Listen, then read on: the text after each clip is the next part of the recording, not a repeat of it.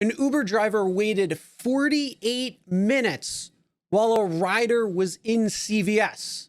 That's what we're talking about right now.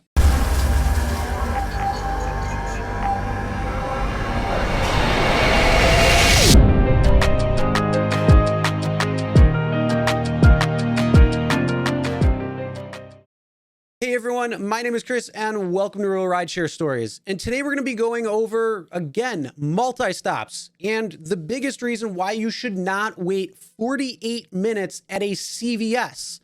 Because I'll tell you what, it surely is not worth it. All right, so as you see on the screenshot right here, the first screenshot on the left is showing the screenshot that he took when he actually took it, which was at 48 minutes and 58 seconds. So it was likely longer that they were sitting there. I don't know how much longer though, but still, this is insane. And then on the fare breakdown, this is the exact reason why you do not sit there and wait that long. Look at the time on the fare breakdown where it says paid to you. For 67.25 minutes, you get paid 13 cents a minute for a grand total of $8.74. And then here's the craziest part.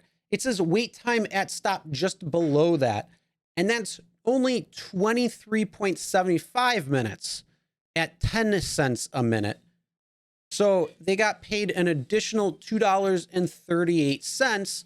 But again, that doesn't make sense because, well, you were waiting there for probably close to 50 minutes. And there's an issue right there. All right, to answer the question that I'm sure everybody's got on their mind, why would anybody in their right mind sit there and wait for 50 minutes at a CVS?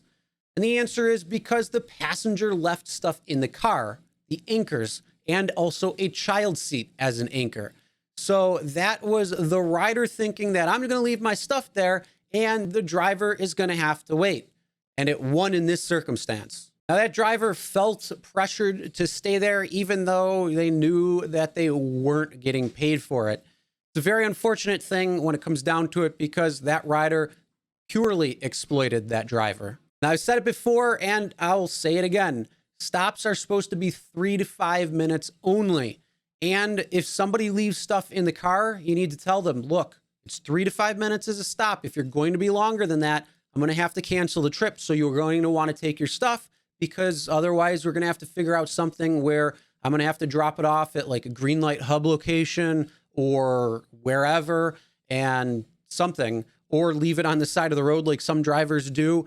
There's a lot of different things that you could potentially do there. That's up to you as a driver and how you want to handle that situation. But you want to make it firm, stating that it's 3 to 5 minutes. It's only supposed to be something for dropping something off or picking something up. It's not designed to keep you there as a driver. That's what Uber Hourly is for, if it's available in your area.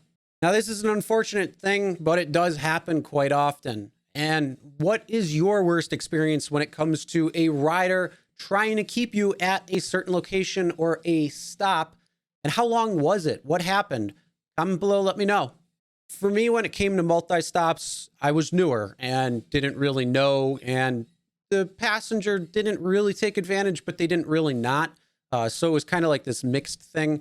And what ended up happening was it was going to a grocery store and I sat there for about 25 minutes. The only good thing was it was a slow night. So that was a good thing.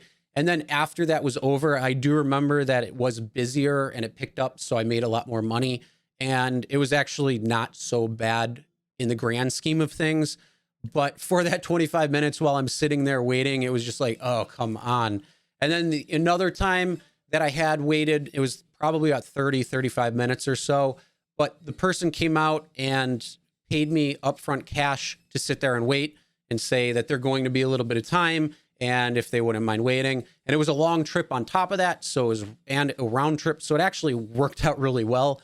Not all of these stops will work out like that, like what you saw on that screenshot right there.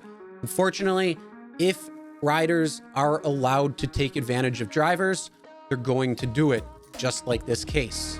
Now, it's really up to you how you want to handle these multi-stops, but like I said, Uber and Lyft both state that it's 3 to 5 minutes. It's supposed to be short, simple, and quick. These long waits like that, it's not what the program, it's not what the platform is designed for. You can handle it any way you want. If you want to sit there and wait, by all means, you can. But remember, you're not getting paid to sit there and wait. You're getting paid to drive. So let them know you can only wait for a certain amount of time. But again, it's going to be up to you if you want to decide to go through with that way or not. All right, that's the end of the video. Sound off in the comments with your worst offenses when it comes to multi-stops and what had happened. Subscribe and ring the bell for notifications so you'll be notified every time a new video comes out. And as always, never drink and drive. Always tip your drivers, delivery drivers, and your shoppers. We'll see you next time.